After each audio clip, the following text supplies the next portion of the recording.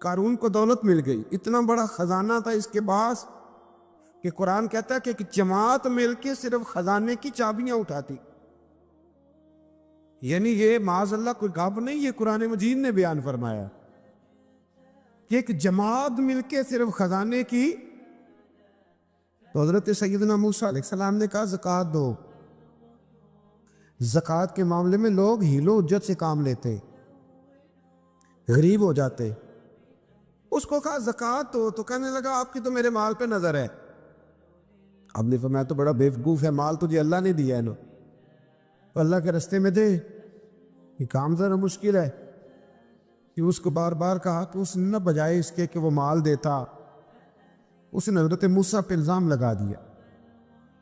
ایک عورت کو تیار کر کے لایا. یہ الزاموں والا کیس سنتے آ رہے ہیں آپ کہاں تک؟ حضرت یوسف پہ بھی لگا، جناب مریم پہ بھی لگا، حضرت سیدنا موسیٰ کلیم پہ بھی لگا، اور حضرت عیسیٰ پہ بھی. سارے ہوئے نا الزامات. آپ کیا بات کرتے ہیں؟ الزام لگانا، بہتان ترازی کرنا، اور ہمارے یہاں اچھی بات دل سے پھیلتی ہے، بری خبر وہ جلدی پھیل جاتی. ایک عورت کو تیار کر کے لایا معاذ اللہ تعالیٰ حضرت موسیٰ پر الزام لگانے کے لیے. اور جب وہ بی بی آپ کے سامنے لا کے کھڑی کی تو حضرت موسیٰ نے جلال فرمایا تجھے قسم ہے اللہ کی عزت کی، سچ سچ بتا معاملہ کیا ہے. تو وہ خاتون کانپنے لگی، کہنے لگی میں موسیٰ کلیم کے سامنے کیسے کھڑی ہو سکتی، مجھے تو اس نے پیسے دے کے تیار کیا، مجھے اس نے مجھے پیسے دے کے تیار کیا، اور بڑی اس نے مجھے تکلیف دی ہے. یہ جب کہا تو حضرت موسیٰ علیہ السلام رونے لگے کہ تو سارا کچھ کرتا پر میری سفید چادر پہ داغ تو نہ لگانے کی کوشش کر. آپ رونے لگے. آپ یقین کریں لوگ تکلیف دیتے ہیں بعضوں کا، ایسی بات کرتے ہیں جس کا کوئی وجود نہیں ہوتا. تو یہ کچھ لوگ کر دیتے ہیں لیکن وہ سمجھتے نہیں. کہتے ہیں آپ حوصلہ کریں، آپ درویش ہیں. حضرت موسیٰ سے بڑا درویش کون ہوگا؟ کلیم تھے نا اللہ کے، بڑا جگرا ہے نا. لیکن رو پڑے، کہنے لگے تجھے ایسا نہیں کرنا چاہیے. کہنے لگے اللہ اب اسے سزا دے. تو رب کریم نے اس کے سارے ساز و سامان سمیت اسے زمین میں دھنسا دیا. وہ زمین میں غرق ہو گیا اپنے خزانے سمیت. امام اعظم ابو حنیفہ رحمۃ اللہ تعالیٰ علیہ کچھ لوگ حسد کرنے لگے تو ایک عورت ایک دفعہ آ گئی، کہنے لگی کوئی مسئلہ پوچھنا ہے. یہ بڑا کٹھن سا معاملہ ہوتا ہے، جو آدمی جو کام کر رہا ہوتا ہے وہی روپ دھار لیتے. مسئلہ کچھ نہیں، اندر آئی تو باہر سے شور ہو گیا. لوگ آ گئے، کوتوال کو بلا لیا، معاذ اللہ امام صاحب کے پاس بی بی ہے، جیل میں لے گئے، سویرے فیصلہ کریں گے. رات کو نا ساری رات امام اعظم نے نماز پڑھی، ساری رات، اور کہنے لگے اللہ اب تو میں بوڑھا ہو گیا، اس حال میں اب ان سوالوں کا جواب دوں گا. وہ عورت بھی ساتھ بند تھی، اس عمر میں ان سوالوں کے جواب یار بڑا مشکل ہوتا ہے. اللہ اکبر. اس عمر میں امام صاحب رو رہے تھے تو اس عورت کا دل نرم ہو گیا. امام صاحب سے کہنے لگی مجھے غلطی ہو گئی، میں نے پیسے کسی سے پکڑ لیے تھے. حضور آپ تو اللہ کے نیک بندے. امام صاحب کہنے لگی اب ایک نیکی کر، کوتوال سے کہہ کہ مجھے کوئی تکلیف ہے تو میں دوا کھا کے واپس آ جاؤں گا. تو وہ کوتوال تو پہلے ملا ہوا تھا، اس نے اس کو کہا کہ مجھے کوئی تکلیف ہے میں گھر جاتی ہوں، دوا کھا کے واپس. امام صاحب نے سمجھا دیا. وہ گئی تو جو برقع اس نے پہنا ہوا تھا نا نقاب ساری عورتیں، وہ جا کے نا اس نے امام صاحب کی بیوی کو دیا. امام صاحب نے اس کو سمجھا کے بھیجا تھا.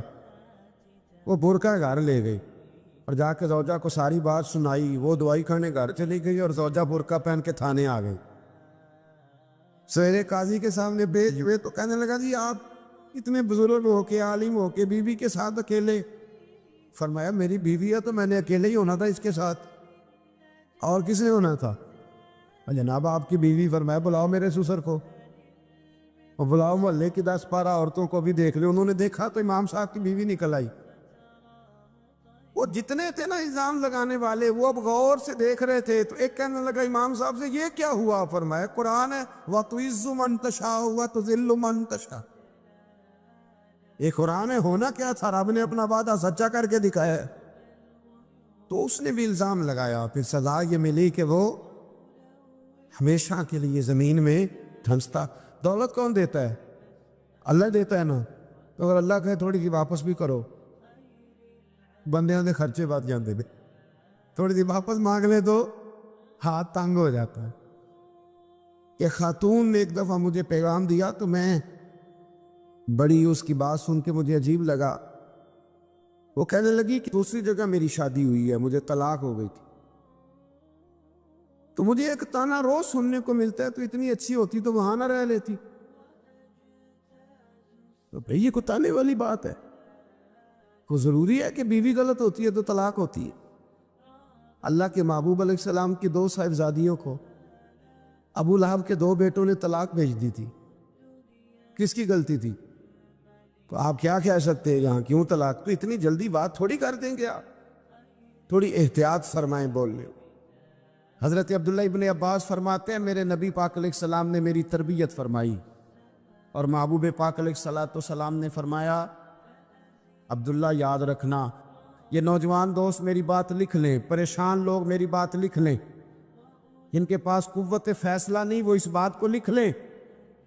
حضرت عبداللہ ابن عباس فرماتے ہیں میرے نبی پاک علیہ السلام نے مجھ سے فرمایا تھا عبداللہ سن، اگر ساری دنیا مل کے تیرا کوئی نفع کرنا چاہے کر نہیں سکتی جب تک میرے رب کی رضا نہ ہو، اور فرمایا ساری دنیا مل کے تیرا کچھ بگاڑنا چاہے تو عبداللہ بگاڑ نہیں سکتی جب تک رب کریم کی حکمت کا تقاضا نہ ہو۔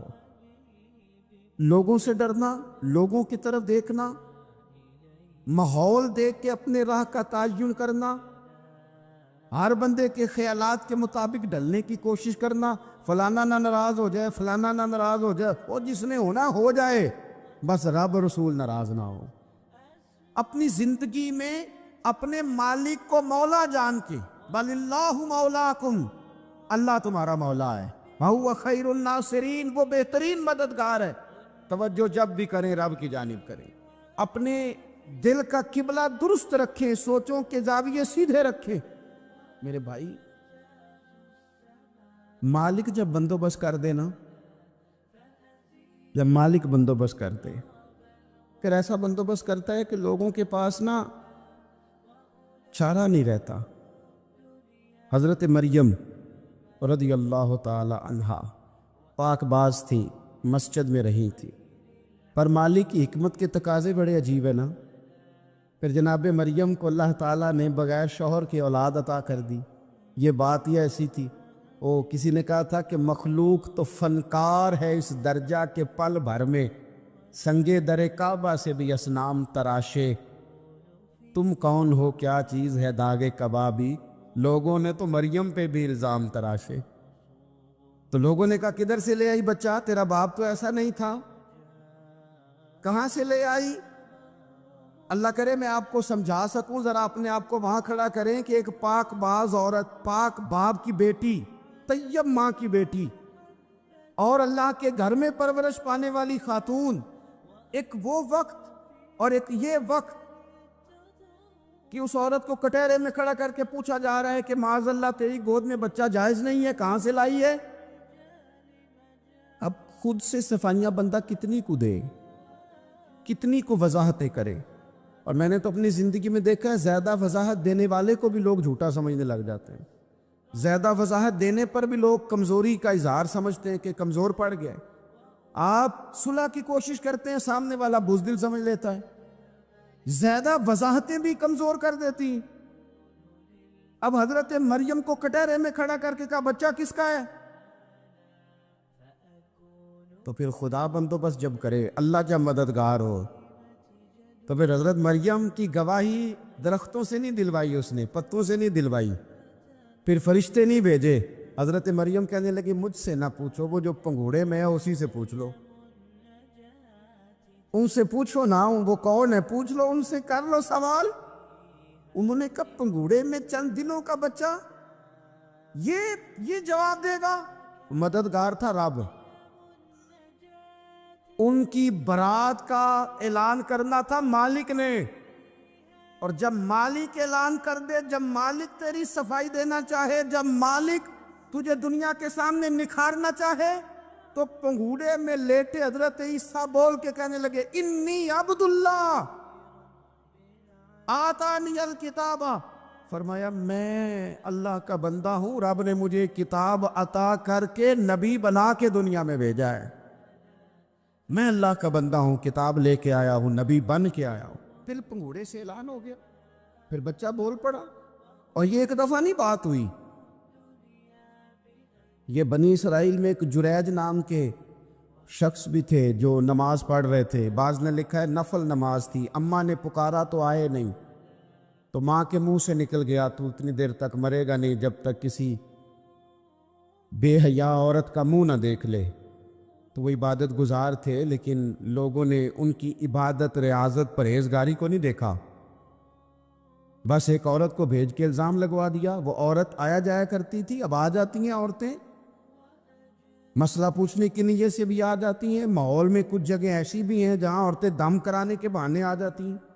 وہ خاتون آتی جاتی تھی اس خانقاہ پہ، آستانے پہ، یہ بخاری میں موجود ہے، پھر اس نے کہا میری گود میں جو بچہ ہے یہ انہی کا ہے۔ مجھے بتائے کیسے بندہ وضاحت دے؟ حالات خراب ہو گئے، لوگ کٹیا جلانے لگے، ماحول اور طرح کا بن گیا۔ میرے نبی پاک علیہ الصلوۃ والسلام فرماتے ہیں پھر اس رب کے بندے نے کہا مالک تو کریم ہے، تیری مشیت کا تقاضا آیا جو میری ماں نے جملے بولے تھے، پر اب میں وضاحت دینے کے قابل نہیں رہا، اب تو ہی کرم کرے گا تو دروازہ کھلے گا۔ تو وہ چند دنوں کا بچہ پنگوڑے میں بول کے کہنے لگا میں اس درویش کا نہیں، میں تو فلانے چرواہے کا بچہ ہوں، وہ جو بکریاں چراتا ہے۔ رب کی مدد کو پکاریں، اپنے ساتھ اپنے مالک کی مدد کو شامل کریں، تھوڑے رزق پر بھی گزارا اچھا ہونے لگ جائے گا۔ سارے لوگ آپ کو گرانے کی تدبیریں کر رہے ہوں گے اور مالک آپ کو عزتیں عطا فرما دے گا، اس کی بارگاہ سے حکمت کا تقاضا اور ہو جائے گا۔ ہم نے ساری زندگی لوگوں کو راضی کرنے میں گزار دی، ساری زندگی بڑھاپا آ گیا بچوں کو پالتے، اور بچوں نے آخری عمر میں کہہ دیا ابا اگر کوئی ڈھب کا کام کر لیتے تو آج ہمارے دن بھی پھر نہ جاتے۔ ساری زندگی گزار دی بہن بھائیوں کو راضی کرنے میں، ساری زندگی گزار دی ذمہ داریاں اٹھانے میں، ان کو 99 دفعہ دیا، ایک